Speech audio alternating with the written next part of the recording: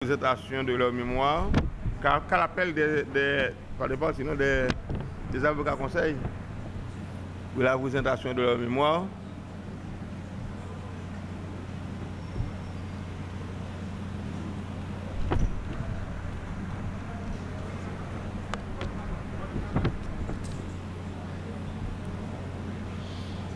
Les avocats de l'inculpé appelant Adouan Zéphirin, comment fier Marie-Martine, yeah. Les avocats des inculpés Adouan Zéphirin et Marie-Étienne Martine Joseph Moïse ont brillé par leur absence.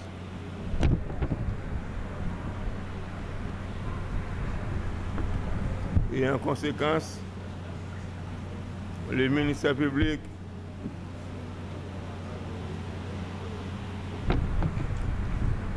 a requiert la Cour d'en prendre acte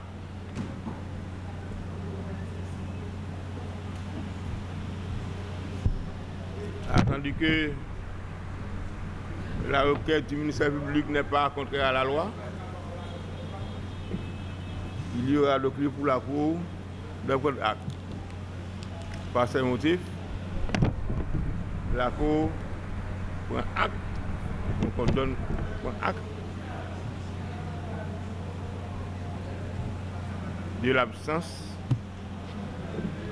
des avocats conseils de l'équipe appelant ou encore des inculpés appelant Adouan Zéphirin et Madame Martine. Comment? Marie-Étienne. Martine, Joseph Moïse. Etc.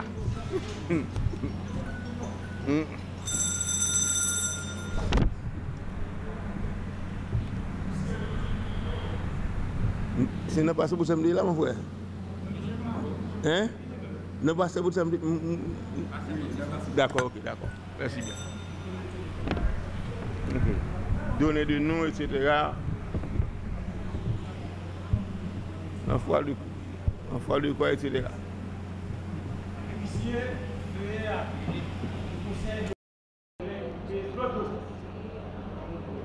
Le Conseil de la défense de l'inculpé Claude Joseph.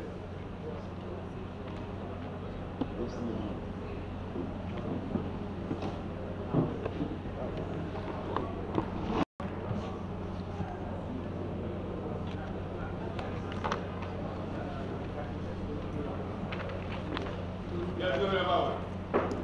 Merci.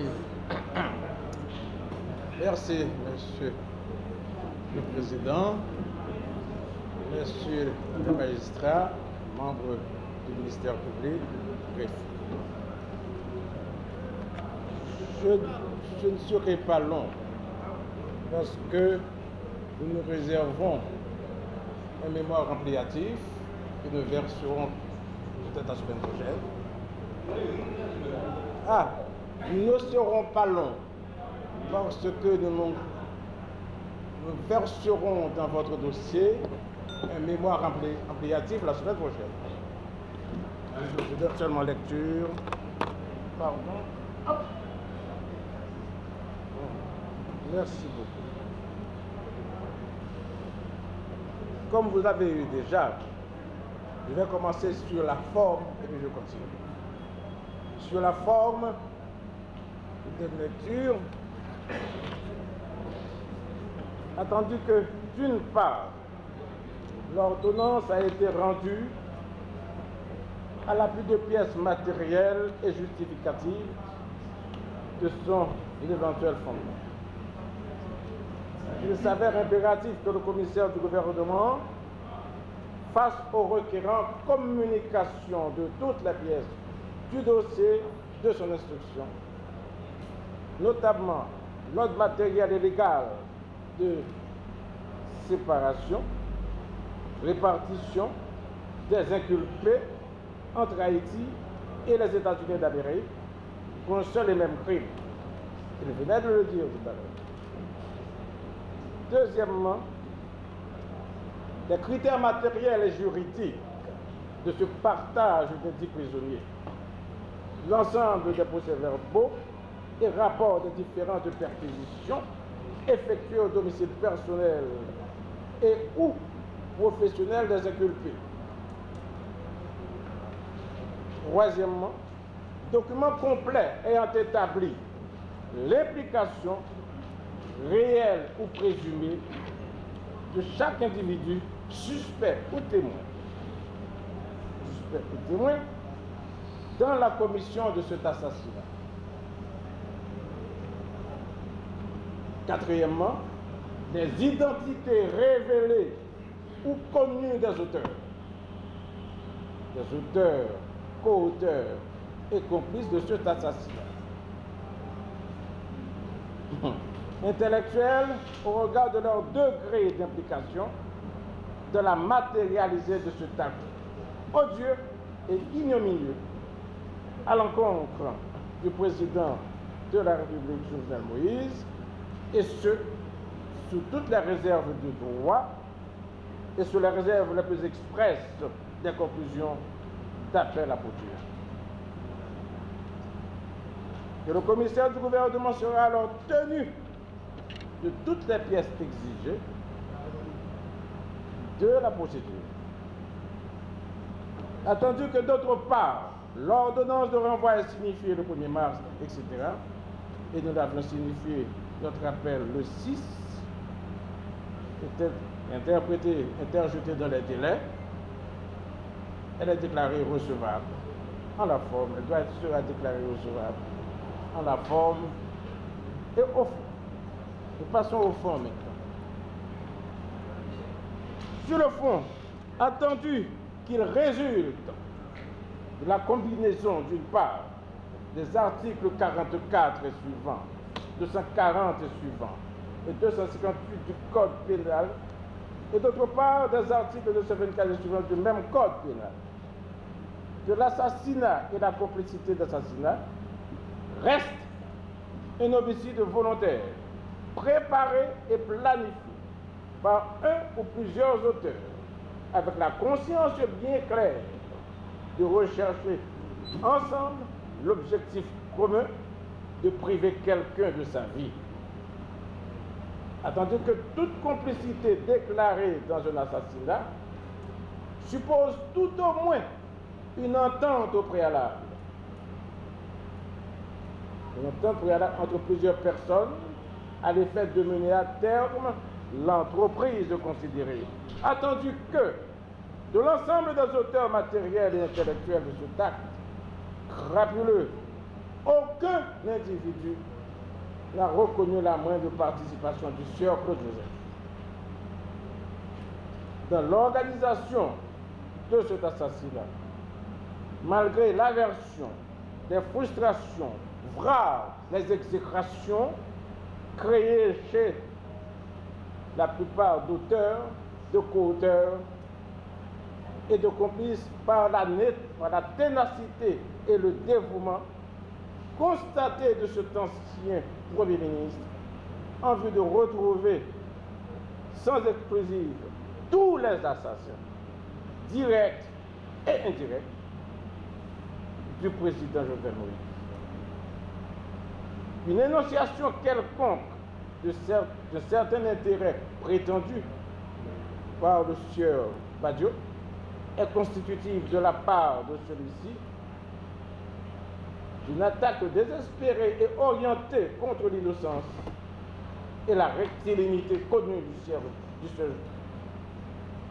Claude Joseph. Attendu que la Cour déclarera sans valeur ces associations du sieur Badiou à l'encontre du Premier ministre Claude Joseph. Attendu que par arrêté en date du 14 avril 2021, j'ai bien dit 14 avril 2021, le sieur Claude Joseph, déjà ministre des Affaires étrangères et des Cultes, est nommé Premier ministre, assumant dignement et loyalement cette fonction jusqu'au 20 juillet 2021. Consécutivement à sa désignation, à la désignation par le président Jovenel Moïse du sieur Ariel Henry, le 5 juillet 2021, reste imparfaite la désignation, reste imparfaite jusqu'au jour de l'accaparement et de l'absorption effective par ce dernier du pouvoir, quoique irrégulier au point de déclarer, il peut nommer, révoquer, même déclarer la guerre. Nous continuons. Attendu que l'ancien Premier ministre Claude Joseph, universellement connu pour son honnêteté, son intégrité, sa probité dans l'exercice de ses fonctions, envié même en raison de l'attachement marqué que le vouait le président Jovenel Moïse, demeure à ce jour l'homme à vertu cardinale et respectueux de la haute confiance qu'avait investi en lui le président assassiné de la nuit du 6-7 juillet 2021. Que l'ensemble des actes posés par le sieur Joseph dans l'exercice de sa compétence était entouré d'une conjonction de volonté avec son président et revêtu du sceau intangible de la confiance du dit président. Je continue. Qu'à aucun moment il n'avait existé entre le président et son ministre de désaccord qui eût pu susciter quelques suspicions que ce fut de mésintelligence entre ces deux hommes d'État jusqu'à l'assassinat crapuleux bien non dit à son insu à l'encontre du président. Qu'il ne serait alors nullement supputé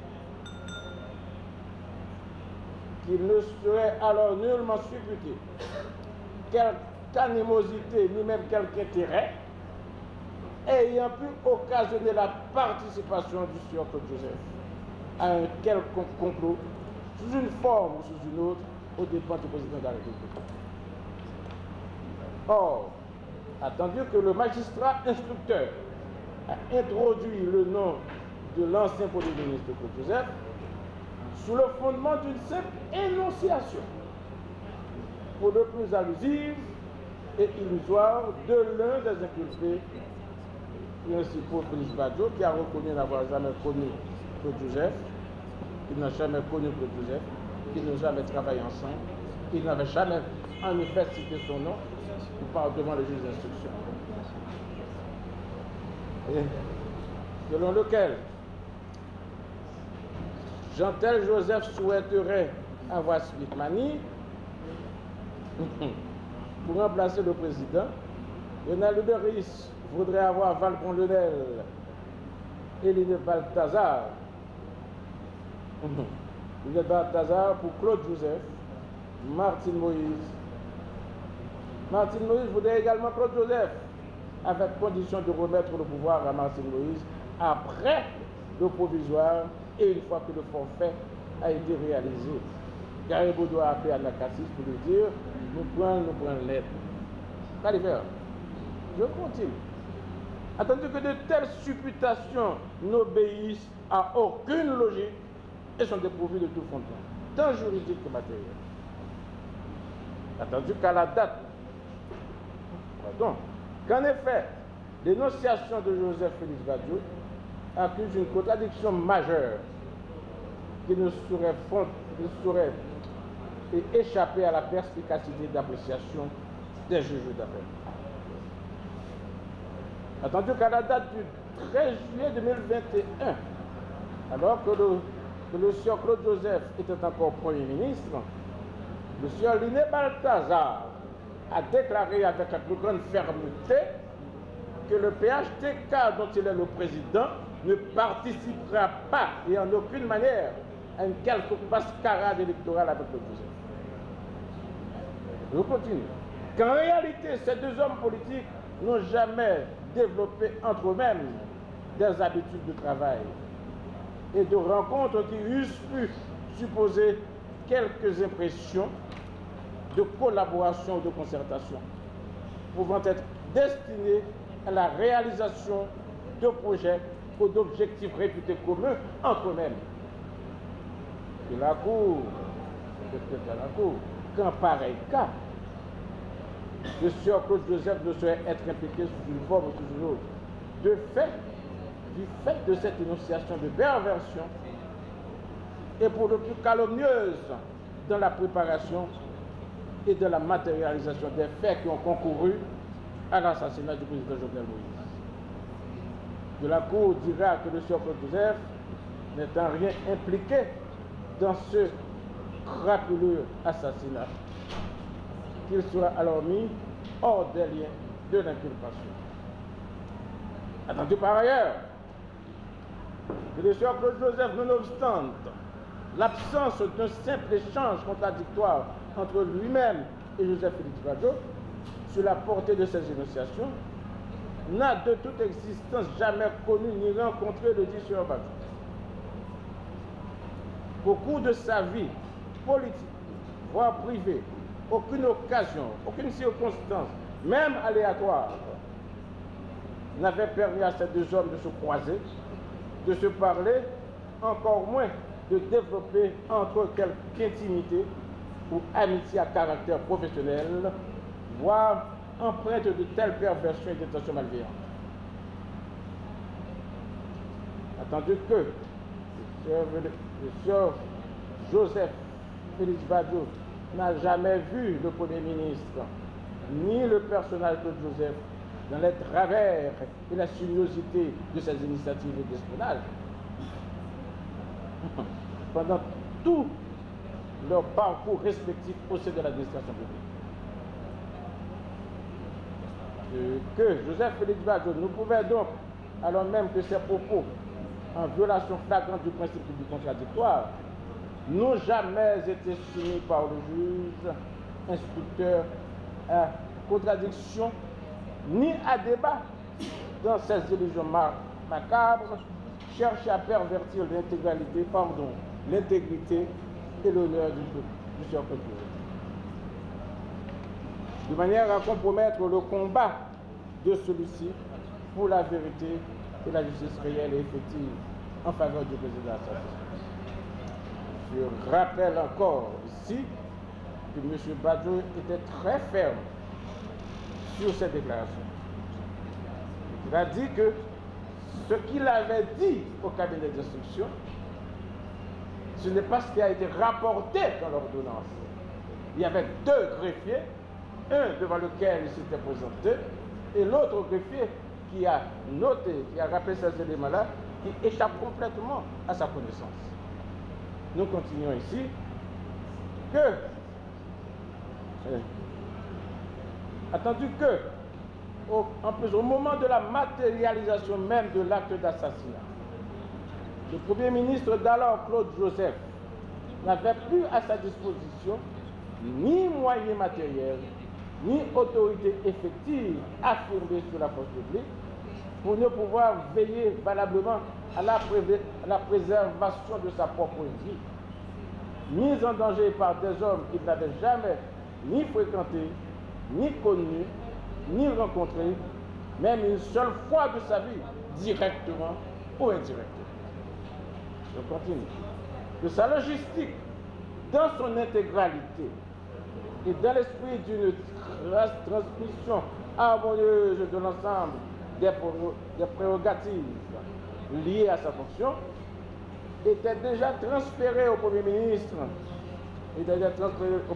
Ariel Henry, celui-ci simplement désigné, nonobstant sa non-investiture, sa non-prestation de serment. Que malgré sa situation bien précaire, le Premier ministre d'alors Claude Joseph a réussi par son intelligence et son bon sens bien aiguisé de l'État à sauver la République et l'ensemble de ses citoyens des conséquences désastreuses provoquées par les assassins du président Jovenel Moïse. Attendu que, d'ailleurs, À aucun moment le nom de Claude Joseph n'a été invoqué dans cet assassinat, ni par la DCPJ, ni par les assassins, ni par les comploteurs eux-mêmes, colombiens, haïtiens, américains et autres, formellement décidés eux-mêmes à s'accaparer du pouvoir. Ceux-ci n'ayant jamais eu de rapport direct ni indirect avec le Premier ministre Joseph de l'exercice général et concerté de leurs forces. Que des assertions sans aucun support matériel, ni même le moindre indice de concordance avec les faits recensés du 10 assassinat avec le chef Joseph, tant dans l'exercice de sa fonction de Premier ministre que dans l'expression même de sa vie de citoyen. Qu'aucun rattachement n'a été décelé entre les auteurs, actions et faits de cet assassinat et le Premier ministre d'alors Claude Joseph dans ce sauvetage bien régulé des intérêts de la nation. Que la Cour d'appel dira que le sieur Joseph est écarté des lignes de l'inculpation. Et j'en conclus. L'ordonnance querellée du cabinet d'instruction du magistrat Walter Russell-Voltaire ne détient aucun élément ayant pu prouver l'implication, une quelconque responsabilité corrélative de l'appelant Claude Joseph par rapport à l'effraction reprochée. Par ces motifs, l'appelant demande qu'il vous plaise, honorable magistrat, recevoir en la forme l'appel interjeté de l'ordonnance du cabinet d'instruction par le juge Walter Russell-Voltaire du tribunal de première instance de Port-au-Prince en date du 6 mars 2024 par l'ancien Premier ministre Claude Joseph. Dire et déclarer que l'affaire a été bien appelée et mal instruite au cabinet d'instruction susdit. Faire droit au moyen de l'appelant. En conséquence, dire qu'il n'y a pas lieu à suivre contre le sieur Claude Joseph pour les motifs suscités, faisant application de l'article 115 du Code d'instruction criminelle, faisant œuvre nouvelle, dire qu'il n'y a de la part de l'appelant ni complicité d'assassinat, ni complot, ni connaissance de complot quelconque, ni association de malfaiteurs. Et envoyer l'inculpé Claude Joseph hors des liens de l'inculpation, conformément à l'article 115 suscité du Code d'instruction criminelle, comme dessus, et ce sera droit. Et puis, vous me permettriez de remettre à votre greffier, à votre huissier. Je vous remercie beaucoup. À l'avocat conseil de l'inculpé appelant, Claude Joseph, pour la lecture de sa mémoire. Merci, maître. Rassoyez-vous. Je vous réserve quelques explications. Aujourd'hui encore? Non, j'ai l'audience. Ministre Abul, vous avez la parole. Nous, mon pote.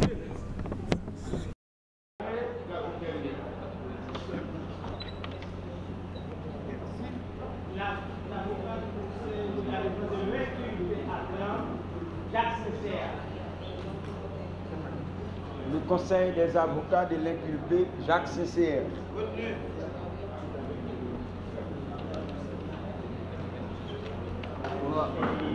D'accord, merci.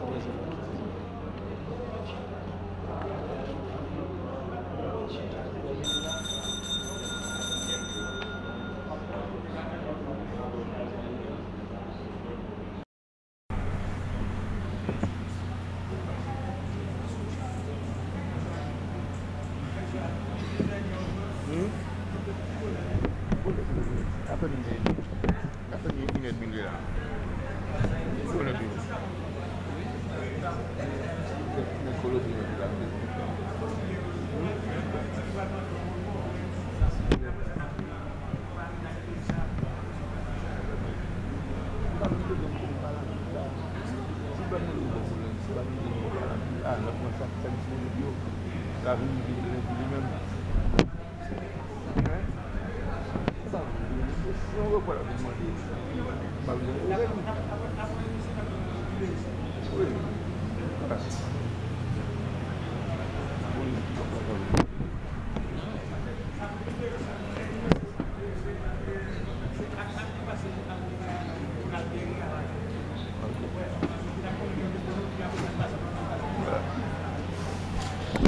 L'audience à reprise.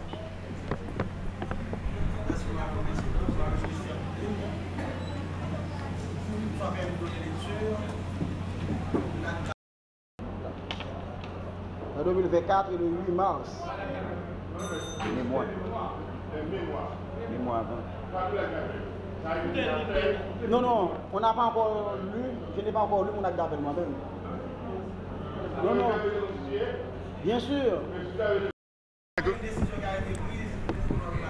Yeah.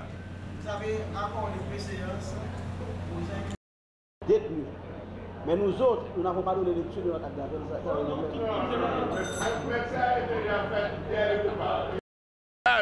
Des conclusions, chaque avocat avait lu personnellement ces conclusions et c'est sur cette base-là que nous avons pu continuer avec l'instruction jusqu'à aujourd'hui. Vous voyez? Maintenant, il n'y a plus de constitution. D'accord? C'est la lecture des mémoires. Vous devez lire le mémoire ou encore les que vous avez préparé dans le cadre de cette affaire.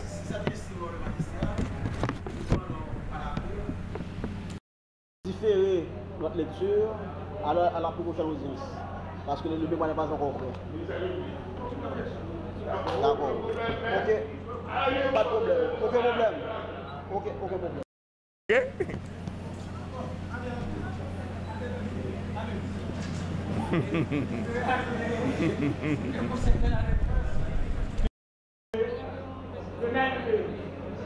Le Conseil de la défense de l'inculpé, Rinaldi Bebus. Président, je sollicite la parole. Merci. C'est justement pour lire les mots à conclusion prise dans le cadre de cet appel. Je pense que c'est plus nécessaire de constituer puisque cela a déjà été fait. D'emblée, je donne lecture de mémoire conclusion en faveur de Rinaldi Bebus dans l'affaire de l'assassinat du président Jovenel Moïse. Honorable président de la Cour et membres, mesdames, messieurs, qu'il plaise à la Cour. Le 25 janvier 2024, le juge d'instruction près le tribunal de première instance de Port-au-Prince, Maître Walter W. Voltaire, a rendu une ordonnance renvoyant le concluant par devant le tribunal criminel siégeant sans assistance de jury pour y être jugé pour des faits de complicité d'assassinat conformément aux dispositions des articles 44, 45, 240, 241, 242, 243, 247, 248 et suivant du Code pénal. La dite ordonnance a été signifiée le 8 mars 2024. Contre cette ordonnance inique, vexatoire, attentatoire à son honneur, sa rectitude et son dévouement à la cause que défendait le président Moïse, face aux nantis qui bloquent le développement du pays, le concluant a interjeté appel le 13 mars 2024 par déclaration faite au greffe du tribunal de première instance de Port-au-Prince, reçu par Maître Mozart Tassi, greffier conformément aux dispositions de l'article 9 de la loi du 26 juillet 1969 sur l'appel pénal. Le 25 novembre 2024, le commissaire du gouvernement près de la cour d'appel de Port-au-Prince a cité le concluant à comparaître le lundi 11 novembre 2024 à la cour d'appel de Port-au-Prince, à PACO numéro 18, pour voir la composition de ce jour statué sur l'appel interjeté le 13 mars 2024, lequel appel a été fait dans le délai prévu et dans la forme prescrite. Pour apprécier le dit appel, le concluant, conformément aux dispositions de l'article 17 de la loi du 26 juillet 1979 sur l'appel pénal, soumet à l'appréciation de la Cour le mémoire suivant. qu'il plaise à la Cour, attendu que le juge d'instruction a rendu une ordonnance renvoyant le concluant par devant le tribunal criminel pour être jugé pour des faits constitutifs de complicité d'assassinat du président Jovenel Moïse, que pour arriver à cette conclusion, le juge d'instruction s'est référé à une simple déclaration du sieur Félix Badjo, qui, dans cette dénégation, a soutenu que l'ex-secrétaire du Conseil des ministres, M. Renald Béris, comme tant d'autres, avait son propre agenda et qu'il avait porté son choix pour le Premier ministre en la personne de M. Lionel Valboin au lieu de Dr Ariel Henry, choisi par le président Jovenel Moïse, ce qui aurait fait de lui un criminel ou un complice du crime perpétré contre le président Jovenel Moïse. Attendu que tout en reconnaissant que le sieur Badjo avait eu le temps pour préparer à sa guise ces accusations dirigées contre les personnalités politiques ou civiles qu'il souhaitait nuire, le juge d'instruction a pourtant retenu cette dénégation en se basant sur une prétendue opération d'infiltration mise en place par le sieur Badjo, le ministre Rockefeller Vincent, ministre de la Justice d'alors, opération qui lui aurait permis de deviner les intentions des membres des clans formés autour du président Moïse. Attendu que le juge d'instruction a conclu qu'il existe des charges concordantes et d'indices suffisants qui militent contre le concluant, sans mentionner un quelconque élément factuel ou matériel constitutif de l'infraction du crime de complicité dans l'espèce pendante. Que l'article 45 du Code pénal visé par le juge exige des faits positifs et matériels et non une analogie. Que pour qu'une personne soit poursuivie pour complicité, il faut qu'il fournisse une aide, une assistance, une contribution à la préparation et à la commission de l'infraction à l'auteur principal. Qu'en l'espèce, le juge n'a fait que citer M. Badjo, personnage pour lequel le juge avait une opinion négative et une conviction que l'inculpé ne fait que rechercher une échappatoire pour essayer de se donner bonne conscience et brouiller les pistes. Il est étonnant que le même juge, sans vérifier le petit montage d'opération d'infiltrage dont le sieur Badjo s'était gargarisé, ait accepté sans réserve les dénonciations faites par celui-ci, sans même tenter de les vérifier auprès du ministre de la Justice d'alors, Maître Rockefeller Vincent. Attendu qu'en l'espèce, le juge n'a pas cherché à savoir qui des personnages indexés comme auteur de l'assassinat du président, le concluant aurait aidé dans la planification et l'exécution du dit crime. Il a donc erré dans son instruction. Attendu que la Cour de cassation fixe les règles de la complicité dans plusieurs arrêts, je vous fais grâce de deux seulement. Arrêt numéro 1, pour continuer, pour constituer un fait de complicité, l'aide ou l'assistance doit avoir été donnée avec la connaissance, avec connaissance à l'auteur de l'infraction. Cassation haïtienne, 9 février 1947, cité annoté par Pierre-Marie Michel, arrêt numéro 8, au bas de la page numéro 32. Deuxième arrêt. En droit, la complicité ne peut se constituer que par des faits positifs et matériels déterminés par les articles 45 et suivants du Code pénal. Cassation haïtienne du 18 janvier 1955, arrêt numéro 3, placé au bas de l'article, page 31. C'est pour moi? Merci beaucoup, Président. Merci beaucoup.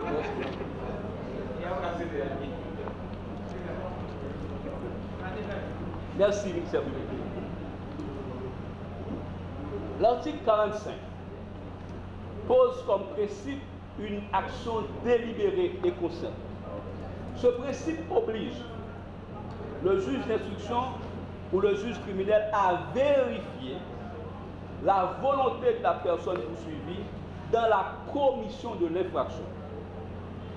C'est l'élément intentionnel ou moral de l'infraction. Or, en l'espèce, le juge d'instruction n'a fait que relever la non-comparution du concluant pour tirer les conclusions de culpabilité en lieu et place d'éléments matériels ou non matériels dans la concordance aurait transformé en indice. Attendu que le fait par le juge de relever la non-comparution du concluant sans relever les raisons portant à expliquer dans une lettre à lui adressée le 28 novembre 2023, reçue le même jour par son greffier, traduit une volonté de nuire au concluant.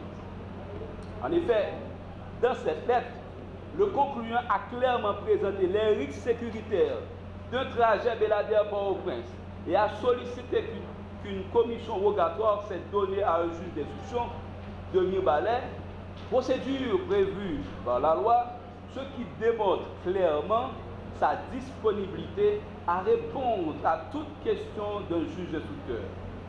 Attendu que le juge d'instruction n'a pas daigné lui répondre sur sa proposition et a préféré conclure, bâclant ainsi son travail d'instruction. Ce faisant, il a instruit à charge et non à décharge conformément à la loi.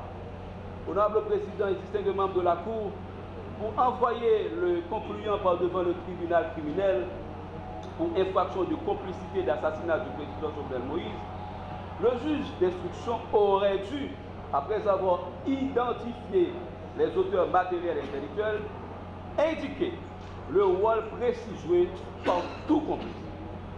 En effet, n'ayant pas agi directement, le complice aide, incite, provoque à la commission de l'acte, ce qui devrait obliger le juge à situer le complice par rapport à un auteur impliqué.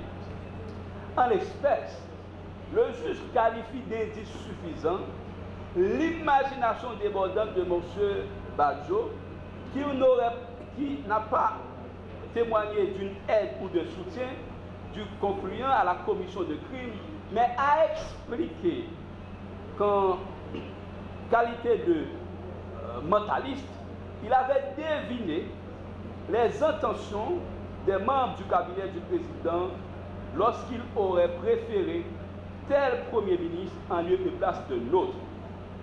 La déclaration de M. Badjo constitue-t-elle les indices ou les charges suffisantes par l'article 45 du Code pénal visé par le juge? Tel que défini par cet article et conforté par la jurisprudence, les indices sont les preuves indirectes qui, par leur concordance, telles que des menaces proférées à l'encontre de la victime ou des propos avant ou après le crime, forment un faisceau qui permet de reprocher une personne d'une infraction ou de l'auteur de l'infraction. En l'espèce, le juge qualifie d'indice suffisant ou charge concordante une déclaration d'un inculpé sur les clans politiques qui n'ont rien à voir avec l'objet de son enquête et qui est l'assassinat du président de la République, M. Jovenel Moïse. Pour être une charge suffisante, le juge doit relever une convergence d'éléments multiples, précis, et non une simple déclaration sans lien avec l'infraction poursuivie.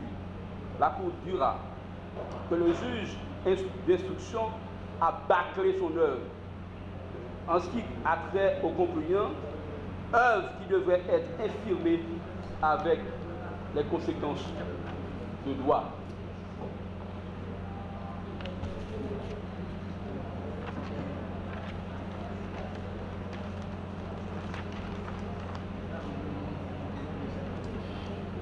par ses causes et motifs, voir la Cour accueillir favorablement l'appel interjeté pour avoir été exercé dans le délai et la forme prévue par l'article 9 de la loi du 26 juillet 1979 sur l'appel pénal, infirmer l'ordonnance querellée en ce qui concerne le concluant. Au fond, dire que le concluant n'avait aucun intérêt, direct ou indirect, et n'a pas participé à l'ignoble assassinat du président Jovenel Moïse, dont il était un loyal collaborateur, le renvoyer hors des liens de la prévention, agissant ainsi, c'est justice et droit. Je demande au tribunal A.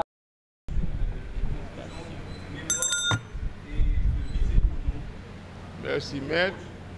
La Cour donne acte à l'avocat conseil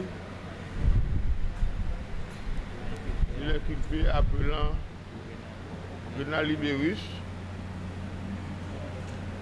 pour la lecture de sa mémoire.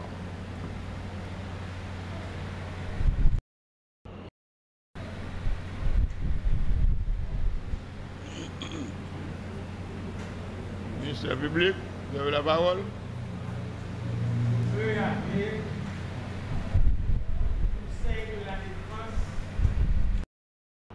L'inculpé appelant Ronald Guerrier.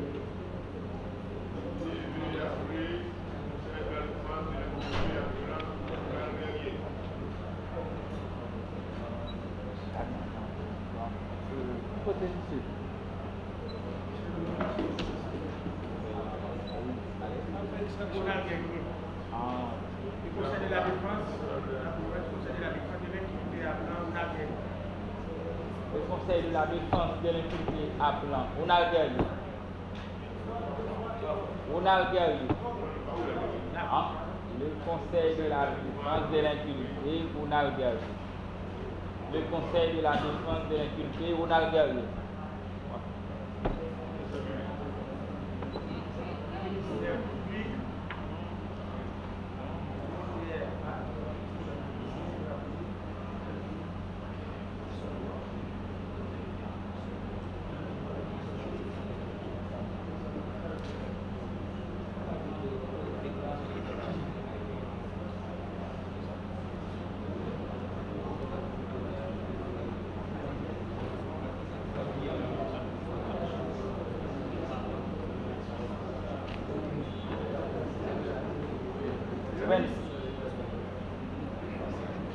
Le ministère public requiert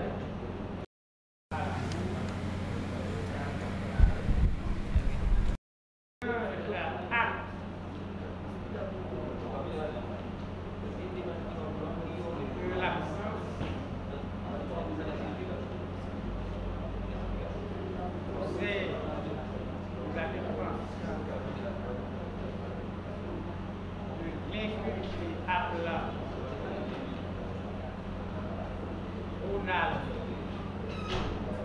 Guerrier.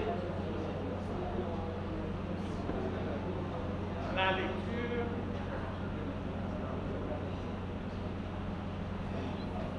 du mémoire sacré.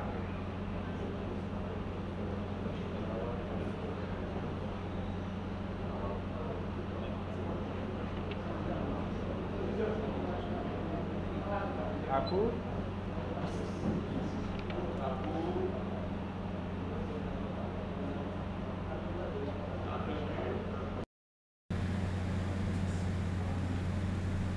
Qu'à l'appel des partis,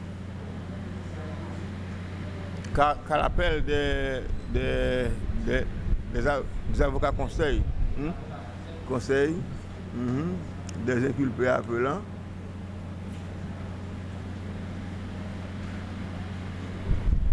l'avocat conseil de l'inculpé appelant Ronald Guerrier a brillé par son absence.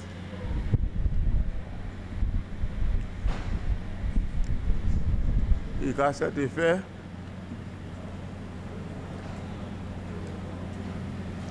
le ministère public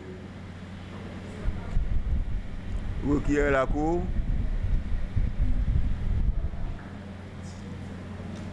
d'en prendre acte,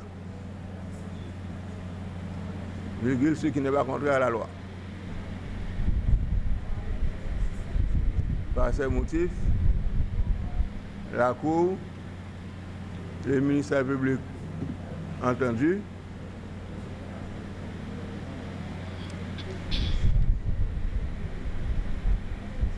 constate l'absence de l'avocat conseil de l'inculpé Ronald Guerrier et en prend acte. Donner de nous, etc. Donner nous, on parle de quoi, etc. Ministère public.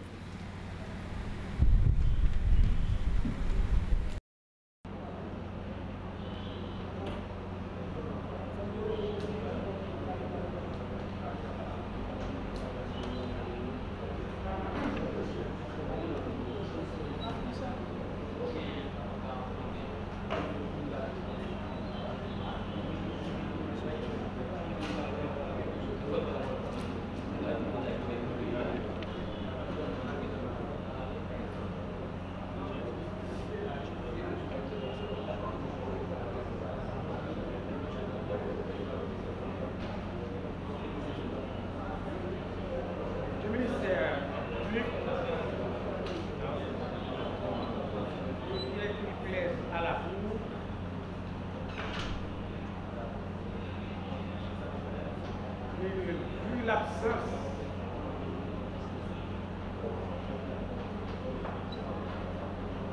du conseil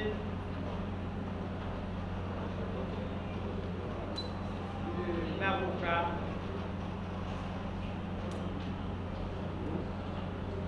des inculpés aptes dans le cas des coloniens,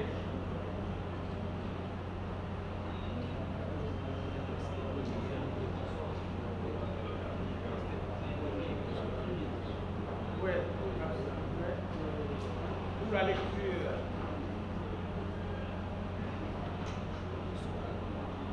des mémoires en leur faveur,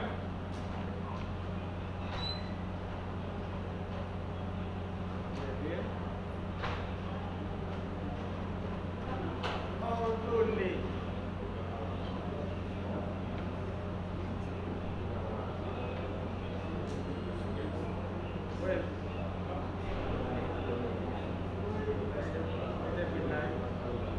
puis également l'absence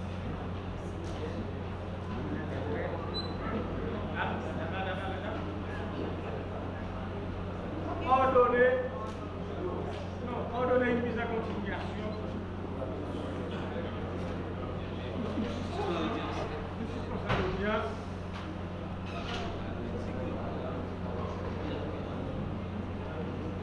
jusqu'au lundi 14 juillet 2025. La Cour accorde une suspension d'audience 14 juillet 2025 et vu le avancé la couleur de siège.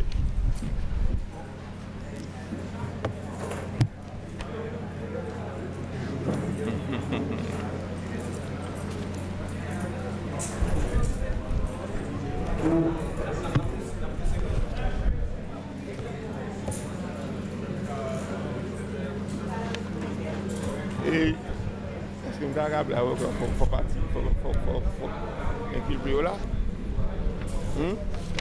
Ah, c'est vrai que si vous connaissez avocat, un coup de ça. C'est aller à venir dire que je convoqué le monde.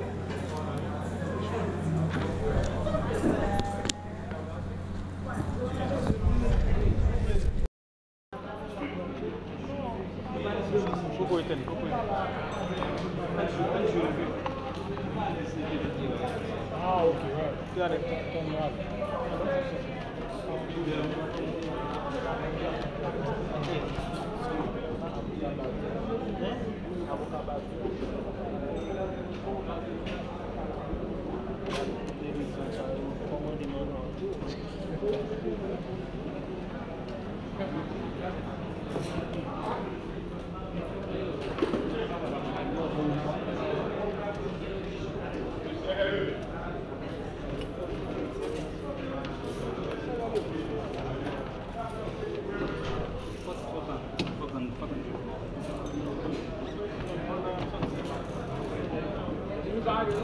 Non,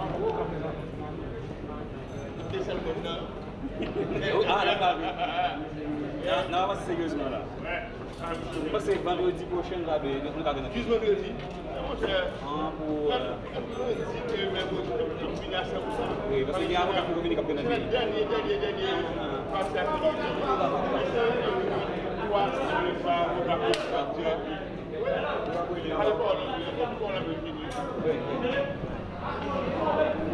Dernier.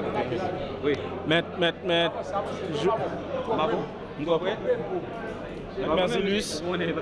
Merzilus, nous connaissons l'audience concernant l'assassinat du président Jovenel Moïse là lui-même, il a continué. Et dis-nous non, qui s'est passé dans l'audience jeudi? Bon, et je salue nous. Et l'audience jeudi, il était consacré essentiellement avec lecture, mémoire et tout inculpé appelant. Et surtout inculpé appelant qui eux-mêmes ont manifesté volonté pour venir. Bon, c'est vrai qu'il n'y a pas venir. Qui était peut-être une volonté pour venir, mais qui empêchait. Mais tout avocat et tout inculpé appelant qui était venu devant la cour et pendant pratiquement audience passée à jeudi, donc nous avons consacré nous seulement à lecture mémoire. Donc jeudi, il y a au moins 4 à 5 avocats qui présentaient mémoire et clients. Et je pense que c'est un grand pas dans le cadre de procédure. Merzilus, vous dites nous passons dans la phase de lecture de mémoire. Qui ça qui lecture de mémoire là? Pour qui ça vous fait? Alors généralement lorsque nous avons fait ça, les avocats font déclaration d'appel et font acte d'appel. Alors c'est une ou l'autre, soit acte d'appel ou bien déclaration d'appel. Et ça c'est un premier document qui peut lier la cour par rapport avec et prétention partie en gagnant pour venir devant l'autre instance une fois en instance qui plus bas pour la première instance dans cas nous est là. Ordonnance juge là t'est fait en objet de grief. Il y a plusieurs parties qui estiment que ordonnance cause au préjudice. Donc dans ce sens ça, il fait appel. Maintenant après AXA, son premier document est produit pour lier la cour par rapport à la prétention. Maintenant pour compléter les prétentions avec d'autres arguments et d'autres explications par rapport avec le premier travail qui fait là. Donc un travail qui est beaucoup plus détaillé et les mémoires. Ce travail ça, il y a un avocat qui fait plus que 24 pages, c'était cas par nous et que nous essayons de résumer. Et il y a un avocat qui fait jusqu'à 20 pages ou bien 15 pages et il y a un qui fait 4 pages tout. Donc travail ça, il expliquer ou bien il détailler acte d'appel nous fait dans le cas par nous-mêmes. D'accord, côté que un ensemble de prétentions, un ensemble de griefs que nous gagnons nous exposer dans le mémoire là. Donc en résumé, mémoire là c'est ça. Maître Merzilus, pendant la lecture de mémoire là, expliquez-nous 1, 2, 3 qui partie qui te fait lecture de mémoire client.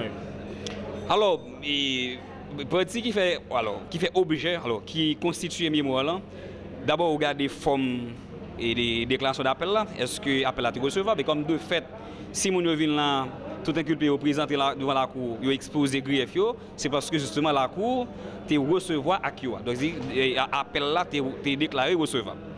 Maintenant, une fois où dans la forme qu'on a dans le fond, on a regardé un ensemble d'arguments, un ensemble d'explications, un ensemble de moyens juge là lui-même été mobilisés comme indice et que nous gardons des faiblesses nous-mêmes comme avocats et puis nous attaquer et nous expliquer ça à la cour pour que la cour lui-même comme instance supérieure pour prendre une décision, pour bien fiber l'ordonnance.